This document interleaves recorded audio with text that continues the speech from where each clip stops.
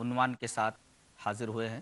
سب سے پہلے آپ کے سامنے ہم اتباع کا مطلب بتا دیں، آپ کے سامنے اتباع کا مطلب رکھ دیں۔ اتباع کا لفظ عربی کے تیبے عین سے نکلا ہوا ہے، جس کا مطلب ہوتا ہے پیچھے پیچھے چلنا۔ تو اتباع نبی کا یہ مطلب ہوا کہ زندگی کے ہر معاملے میں نبی کریم صلی اللہ علیہ وسلم کے پیچھے پیچھے چلنا۔ اگر وہ زندگی کے تمام معاملات میں نبی کریم صلی اللہ علیہ وسلم کے پیچھے پیچھے چلتا ہے تو کہا جائے گا کہ یہ نبی کریم صلی اللہ علیہ وسلم کا متبع ہے، اس نے نبی کریم صلی اللہ علیہ وسلم کی اتباع کی، یہ نبی کریم صلی اللہ علیہ وسلم کی اتباع کرنے والا ہے۔ ناظرین کرام، ہدایت کے بغیر کوئی آدمی جنت میں نہیں جا سکتا، اور فلاح کیسے ملے گی؟ آئیے سورہ اعراف کی ایک آیت کے تناظر میں اس بات کو دیکھتے ہیں۔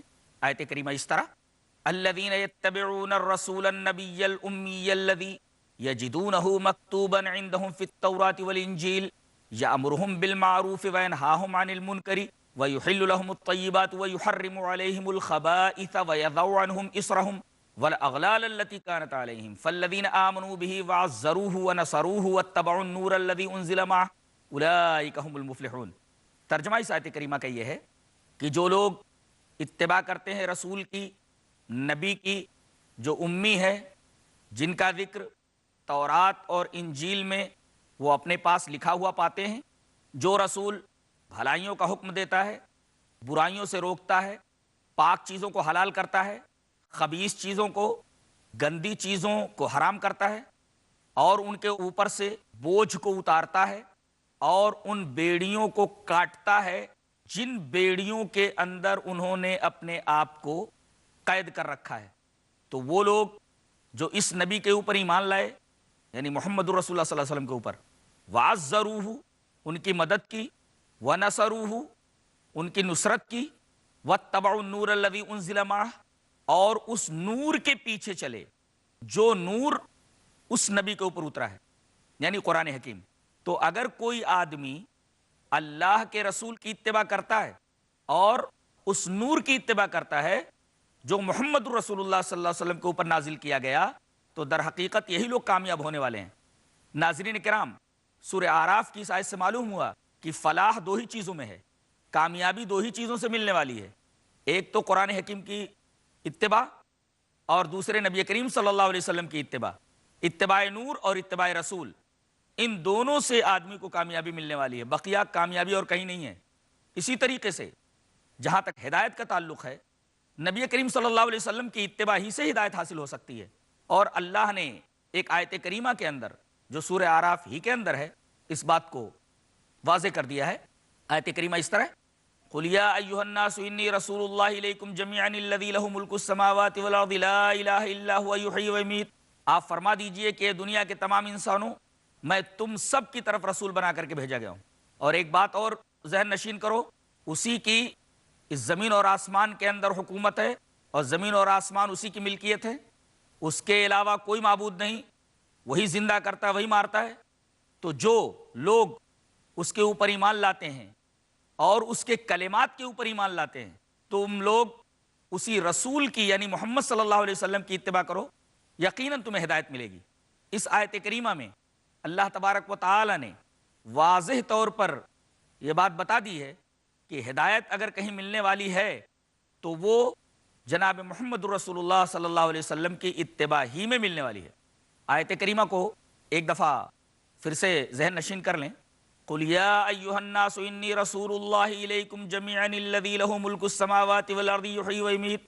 پتہ یہ چلا کہ انسان کی فلاح اور ہدایت دونوں کے دونوں نبی کریم صلی اللہ علیہ وسلم کی اتباع ہی سے حاصل ہو سکتی ہے۔ تو یہ تو اتباع کا مطلب ہوا، اور اتباع کی اہمیت معلوم ہوئی۔ اتباع نبی کریم صلی اللہ علیہ وسلم کی ہر بات میں کرنا ہے، خواہ وہ بات سمجھ میں آئے یا سمجھ میں نہ آئے۔ بعض لوگ یہ کہتے ہیں کہ ہم نبی کریم صلی اللہ علیہ وسلم کی انہی باتوں کو مانیں گے جو ہماری سمجھ میں آئے، ہم ان باتوں کو نہیں مانیں گے جو ہماری سمجھ میں نہ آئے۔ ان کے اس خیال کی تردید کئی احادیث کے اندر کی گئی ہے۔ سب سے پہلے ہم اس روایت کو آپ کے سامنے پیش کریں گے جسے امام ابی داؤد رحمہ اللہ کتاب الطہارہ کے اندر لائے ہیں۔ روایت اس طرح: وعن علی رضی اللہ تعالیٰ عنہ قال لو کان الدین بالرأی لکان اسفل الخف اولا بالمسح من اعلیٰ وقد رأیت رسول اللہ صلی اللہ علیہ وسلم یمسح علی ظاہر خفیہ رواہ ابو داؤد فی کتاب الطہارہ۔ حضرت امام ابی داؤد اس حدیث پاک کو ایسے کتاب الطہارہ کے اندر لائے ہیں۔ راوی نبی کریم صلی اللہ علیہ وسلم کے داماد محترم حضرت علی بن ابی طالب ہیں۔ حضرت علی رضی اللہ تعالیٰ عنہ فرماتے ہیں کہ اگر دین کی بنیاد رائے کے اوپر ہوتی، قیاس کے اوپر ہوتی، عقل کے اوپر ہوتی، تو موزے پر مسا اوپر سے نہیں بلکہ نیچے سے کیا جاتا۔ اور ناظرین کرام، آپ کو معلوم ہے کہ انسان کی دو حالتیں ہیں، ایک حالت تو اس کی سفر کی ہے اور ایک حالت اقامت کی ہے۔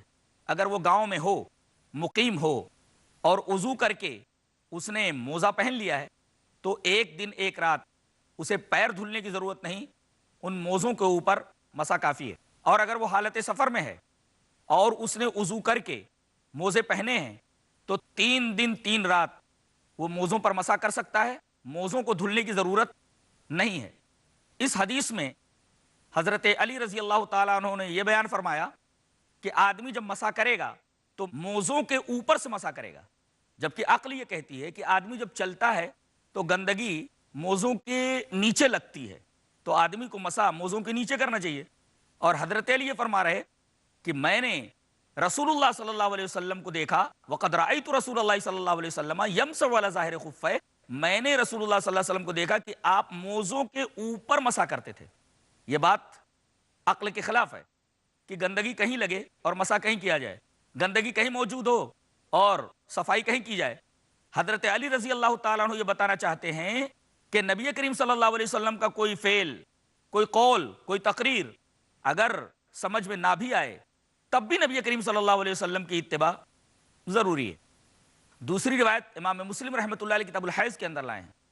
اس روایت کی راویہ ایک خاتون حضرت معاذہ ہیں۔ روایت اس طرح، وہاں معاذہ قالت سألت عائشہ رضی اللہ تعالی عنہا ما بال الحائض تقضی الصوم ولا تقضی الصلاة فقالت انت حروریہ قلت لست بحروریۃ ولکنی اسأل قالت کان یصیبنا ذلک فنؤمر بقضاء الصوم ولا نؤمر بقضاء الصلاة رواہ مسلم کی کتاب الحیض۔ حضرت امام مسلم اس حدیث کو اس طرح کتاب الحیض کے اندر لائے ہیں۔ حضرت معاذہ کہتی ہیں کہ میں ام المؤمنین حضرت عائشہ رضی اللہ تعالیٰ عنہ کے پاس آئی اور میں نے پوچھا کہ کیا وجہ ہے اے ام المؤمنین کہ حائضہ عورت کو روزوں کی قضا کا حکم دیا جاتا ہے مگر نمازوں کی قضا کا حکم نہیں دیا جاتا؟ یعنی اگر رمضان شریف میں کسی عورت کو حیض آ جائے تو حیض کے ایام میں وہ روزے نہ رکھے، بعد میں اس کی قضا کرے، لیکن اگر ایام حیض میں نمازیں جو چھوٹ گئی ہیں ان کی قضا نہ کرے۔ حضرت معاذہ یہی پوچھنا چاہتی ہیں کہ اس کی وجہ کیا ہے کہ نبی کریم صلی اللہ علیہ وسلم نے ہمیں روزوں کی قضا کا حکم تو دیا لیکن نمازوں کی قضا کا حکم نہیں دیا جب ہم حالت حیض میں ہوتی ہیں اور جس میں ہماری نمازیں یا روزے چھوٹ جاتے ہیں۔ تو نماز اور روزوں کی قضا کے بارے میں جو فرق ہے اس کی کیا وجہ ہے؟ تو پہلے حضرت عائشہ رضی اللہ تعالی عنہ نے حضرت معاذہ سے یہ کہا انت حروریہ، کیا تو حروریہ ہے؟ یعنی یہ ایک گمراہ فرقہ تھا اور جس کا ایک منہج یہ تھا کہ جو بات عقل کے خلاف ہوتی تھی یہ فرقہ اس کو تسلیم نہیں کرتا تھا۔ اسی وجہ سے حضرت عائشہ رضی اللہ تعالی عنہ نے معاذہ سے یہ پوچھا کیا تو حروریہ ہے؟ تو حضرت معاذہ کہتی ہیں میں نے فوراً کہہ دیا قلت لست بحروریہ، میں حروریہ نہیں ہوں، ولکنی اسأل، میں ایک سوال کر رہی ہوں۔ تو حضرت عائشہ رضی اللہ تعالی عنہ نے بالکل سادہ سا جواب دیا، فرمایا قالت کان یصیبنا ذلک، ہم کو یہ حالت پیش آتی تھی تو ہمیں روزوں کی قضا کا حکم دیا جاتا تھا لیکن نمازوں کی قضا کا حکم نہیں دیا جاتا تھا۔ حضرت عائشہ رضی اللہ تعالی عنہ کے جواب میں یہ بات چھپی ہوئی ہے کہ نبی کریم صلی اللہ علیہ وسلم کا کہہ دینا ہی سب سے بڑی دلیل ہے، چاہے وہ عقل میں آئے یا نہ آئے۔ اور نبی کریم صلی اللہ علیہ وسلم نے ہمیں حالت حیض کے اندر چھوڑے گئے یا جو چھوٹ گئے روزے ہوتے ہیں ان کی قضا کا حکم دیا ہے، لیکن حالت حیض میں جو نمازیں قضا ہو گئی ہیں، نمازیں چھوٹ گئی ہیں، ان کی قضا کا حکم نہیں دیا ہے۔ یہ سیدھا سا جواب اس بات کی دلیل ہے نبی کریم صلی اللہ علیہ وسلم کا فرما دینا ہی، کوئی حکم دے دینا ہی، یہ سب سے بڑی دلیل ہے، چاہے آدمی کی سمجھ میں وہ بات آئے یا نہ آئے۔ ایک تیسری دلیل جسے امام ابی داؤد کتاب المناسک میں لائے ہیں، روایت اس طرح۔ ناظرین کرام، یہاں وقت ہو گیا ہے ایک چھوٹے سے بریک کا، انشاءاللہ جلد آپ کی خدمت پہ حاضر ہوتے ہیں۔